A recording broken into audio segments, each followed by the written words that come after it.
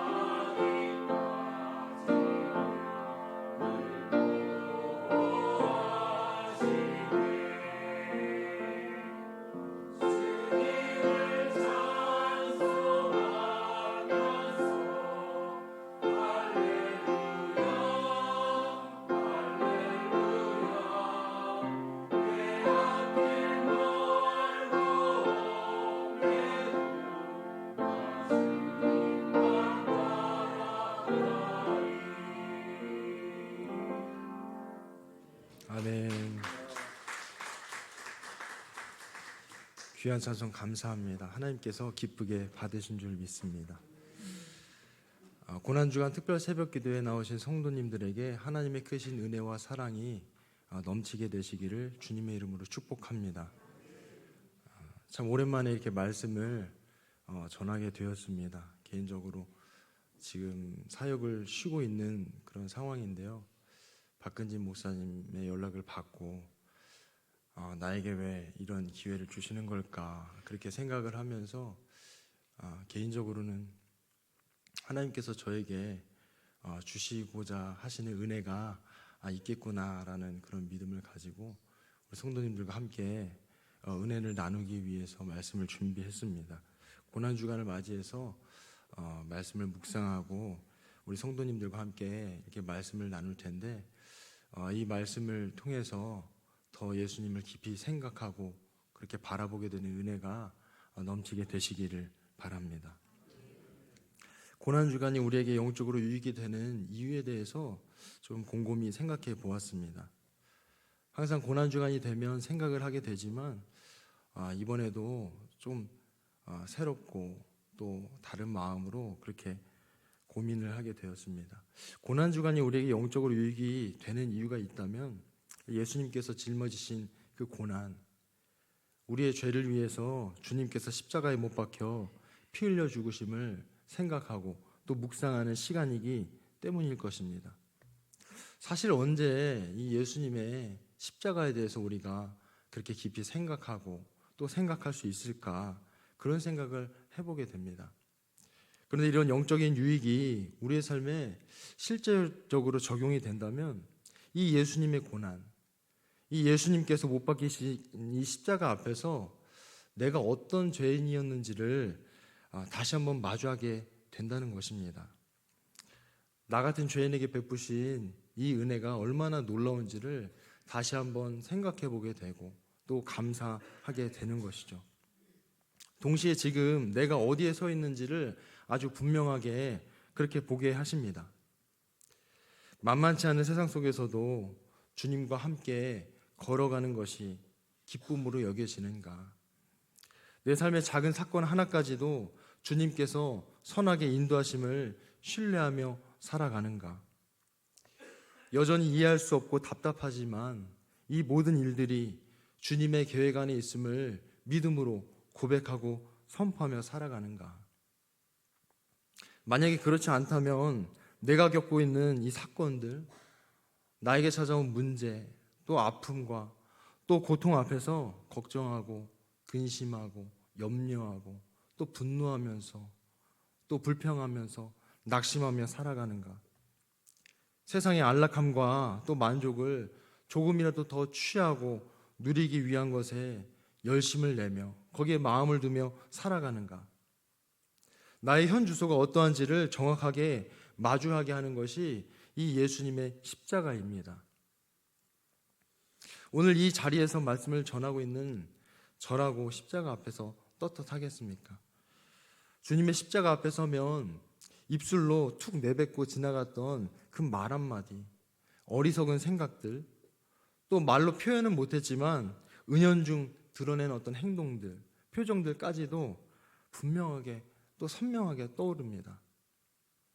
그 십자가 앞에 감춰질 것이 없는 것이죠. 오늘 이 자리에 나오신 그리고 온라인으로 예배를 드리시는 성도님들께서도 마찬가지이시겠다 싶습니다. 그럼에도 불구하고 예수님의 십자가가 능력이고 소망인 이유가 무엇인가요? 십자가 앞에서 우리가 정죄를 당하는 것이 아니라 그 십자가에서 흘리신 보혈로 인해서 우리가 죄로부터 정결함을 얻고 또 자유함을 얻기 때문입니다. 그럼 이것이 끝입니까? 이것은 시작입니다. 십자가를 통해 새로운 시작을 보게 되었다면 마지막도 있다는 것을 우리는 생각해야 합니다. 우리가 마지막을 생각하지 못하면 늘 시작점에 머무를 수밖에 없습니다. 오늘 십자가를 앞에 두고 계시는 이 예수님께서 무엇을 보게 하시는지 성도님들과 함께 나누고 싶습니다. 우리가 읽은 이 본문은 예수님께서 십자가에 못 박히시기 직전에 있었던 일들을 소개합니다. 성경은 이 예수님께서 십자가에 못 박히신 장면만 확대해서 보여주지 않고 십자가를 앞에 두고서 그 십자가를 지시는 모든 과정을 분명하게 보여주고 있습니다. 예수님께서 유대 백성들에게 조롱을 당하시고 구타를 당하시고 빌라도 앞에 서게 되시는데 이때 이 빌라도 총독이 예수님께 묻습니다. 네가 유대인의 왕이냐? 이 물음에 예수님께서 내 말이 옳다 이렇게 대답하시죠. 이어서 빌라도가 이 대제사장들과 무리에게 이 사람에게 죄가 없다 이렇게 말하는 장면으로 이어집니다. 예수님이 유대인의 왕이라는 사실과 그분에게는 죄가 없으시다는 점이 분명하게 언급됩니다. 그런데 유대인의 왕이신 예수님께서 아무 죄가 없으심에도 불구하고 이 분봉왕 헤롯과 유대 종교 지도자들 앞에서 아무 말씀을 하지 않으십니다. 십자가를 지시기 직전에 이 예수님의 모습을 누가복음 23장 8절로 10절은 이렇게 증거합니다. 저희 함께 한 목소리로 읽어보도록 하겠습니다. 헤롯이 예수를 보고 매우 기뻐하니 이는 그의 소문을 들었으므로 보고자 한 지 오래였고 또한 무엇이나 이적 행하심을 볼까 바랐던 연고로라.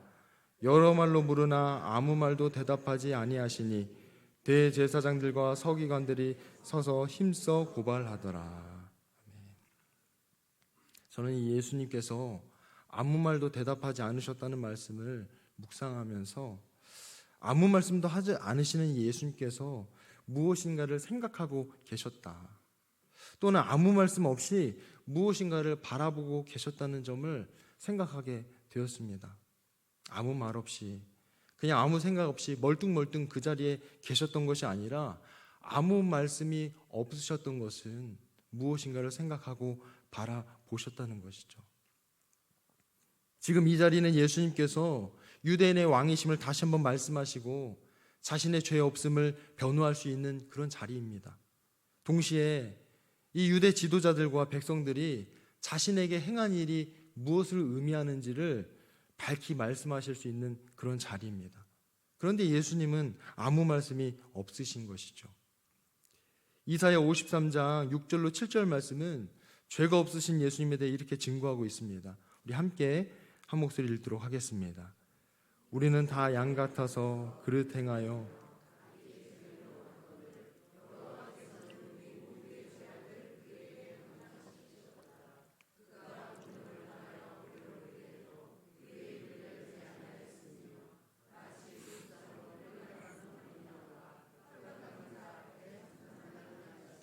그의 입을 열지 아니하였도다. 아멘.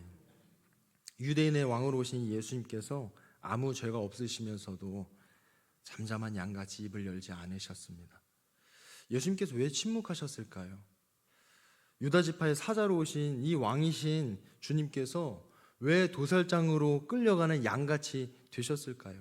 왜 끊임없이 조롱하고 고발하는 반역에 대해 입을 열지 않으십니까? 예수님께서 침묵하고 계시는 장면은 예수님께서 무엇을 생각하고 또 무엇을 바라보고 계시는지를 우리로 하여금 생각하게 해줍니다.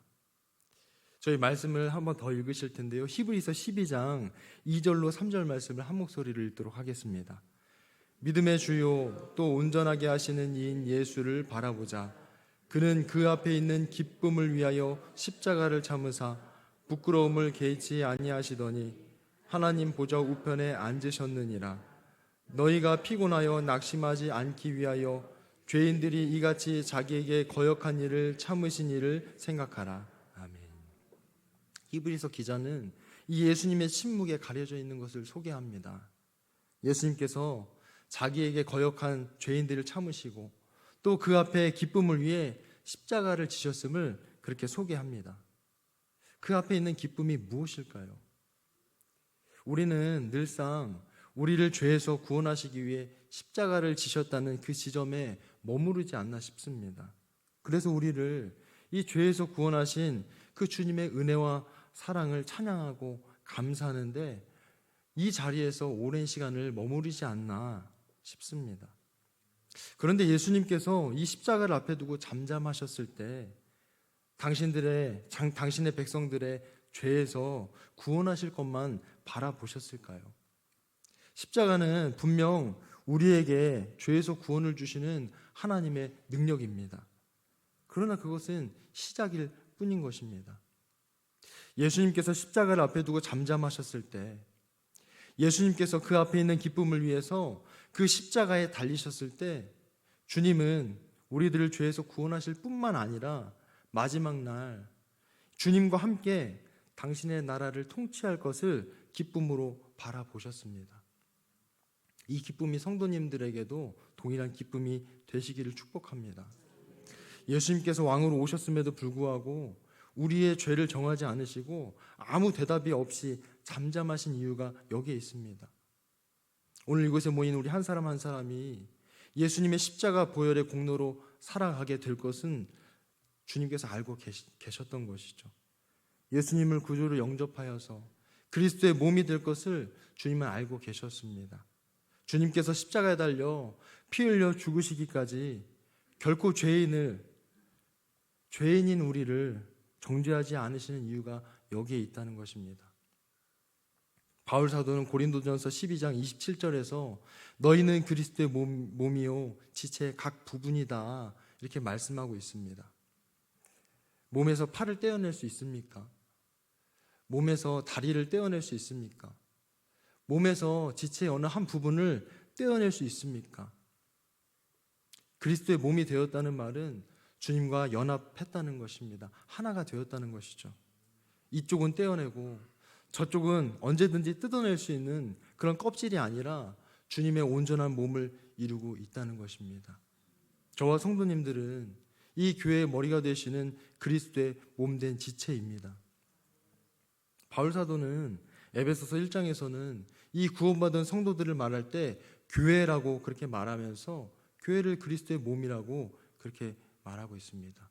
2장에서는 구원받은 성도를 하나님의 권속이라고 말씀하시고 3장에서는 상속자라고 그렇게 말씀하고 있습니다.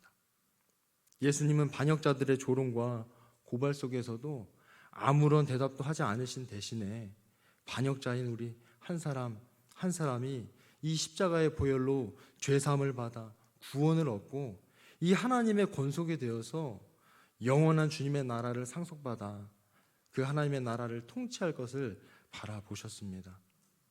우리가 예수님을 믿으면서 주님께서 십자가를 앞에 두고 바라보셨던 것을 생각하고 바라보며 살아가는가, 스스로 우리에게 질문해야 할 필요가 있겠다 싶습니다. 예수님께서는 십자가를 앞에 두고 바라보셨던 것을 결코 잊지 않으시고 반드시 이루실 것입니다. 우리가 이 사실을 잊고 살아간다면 우리는 십자가 앞에서 우리의 부끄러운 현주소만을 계속해서 고백하는 데에서 그렇게 벗어나지 못할 것입니다. 제가 요즘 목공학원을 다니면서 함께 공부하는 분들과 이렇게 대화를 하다 보면 참 다양한 이야기들을 하십니다. 다양한 분야에서 이렇게 일하고 종사하시던 분들이 모이다 보니까 다양한 이야기들을 그렇게 주고받습니다. 그런데 이 모든 이야기들의 공통적인 주제가 이 땅에서 지금 우리가 어떻게 살아야 되냐, 무엇을 해야 되냐, 이 땅에서 앞으로 우리가 무엇을 해야 되느냐, 이런 이야기들을 많이 나누곤 합니다. 당연한 것이겠죠. 자신이 하던 일들을 다 멈추고 중단하고 내려놓고 그곳에 목공을 배우러 왔으니 아마 그런 생각을 할 법도 합니다. 이 땅에 사는 사람들은 이 땅에 대한 이야기 외에는 영원한 것에 대한 이야기를 할 수 없는 것이죠. 성도님들께서도 이 세상 사람들이 당연하다고 여기는 이 땅의 것들에 마음을 두고 살아가시나요? 이 땅의 것들을 이야기하는데 마음을 쏟으십니까? 평소에 누군가 만나게 되면 이 땅의 것들을 이야기하고 그렇게 주고 받으시나요?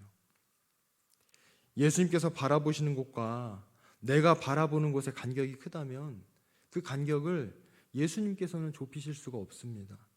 그 간격은 우리가 좁혀 나가야 하는 것이죠. 해야 할 일이 많으신가요? 공부해야 할 것이 많으신가요? 제가 목공학원을 다니면서 이것저것 공부하고 또 많은 영상들을 찾아보고 저도 많은 것들을 공부하게 되고 또 찾아보게 됩니다. 신경 써야 할 일들이 이렇게 하나 또 생기고 또 하나 생기게 됩니다. 성도님들은 삶에 마주하는 그런 문제들을 혹시나 쫓겨 살아가고 계시지는 않으신가요?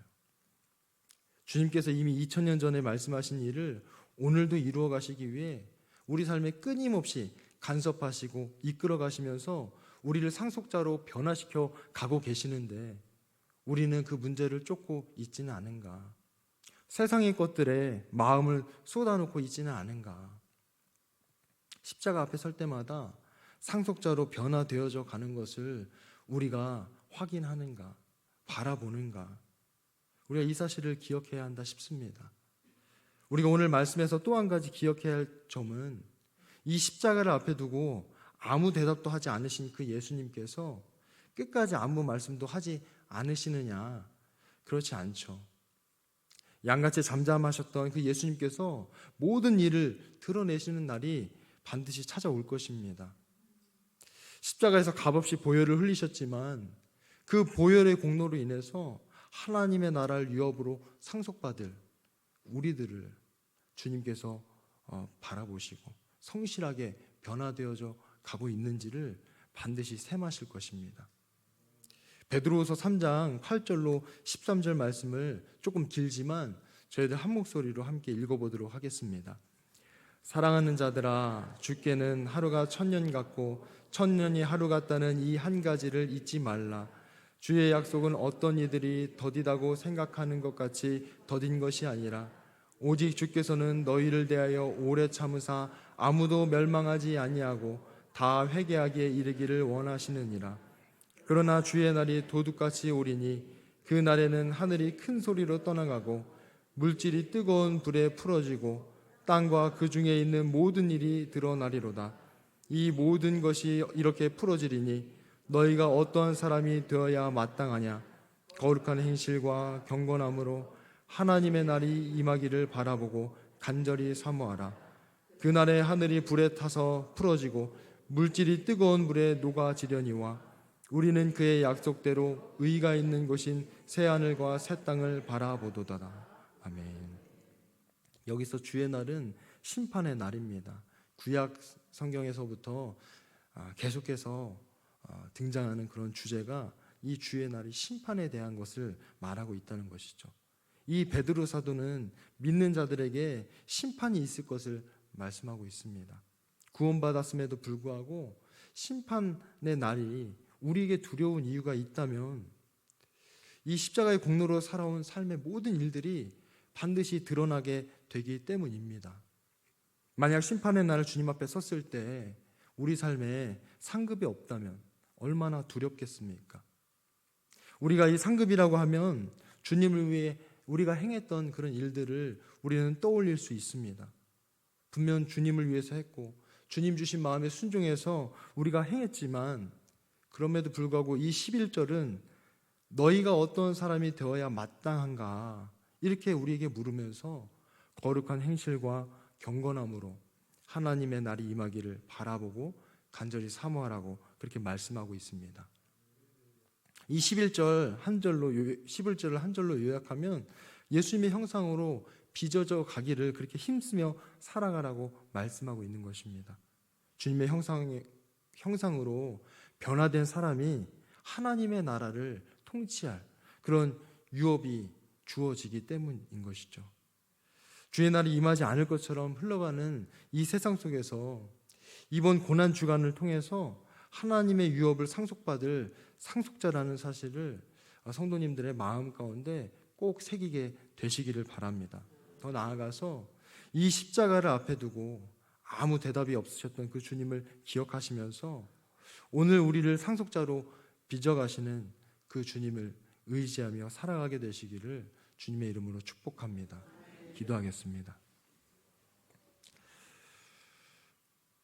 사랑하는 하나님 아버지, 감사합니다. 오늘 고난주간 특별 새벽 기도회로 함께 모여서 말씀을 나누었습니다. 우리의 삶에 찾아오셔서 주님 십자가의 은혜를 우리에게 가르쳐 주시고 그 은혜로 살아가게 하시기에 오늘도 주님 앞에 나와 그 은혜에 감사함으로 고백하며 나아갑니다. 특별히 고난주간을 보내면서 주님께서 우리의 죄를 위해 십자가에 달려 피 흘려 죽으신 그 십자가의 은혜를 우리가 깊이 생각하고 묵상하길 원합니다.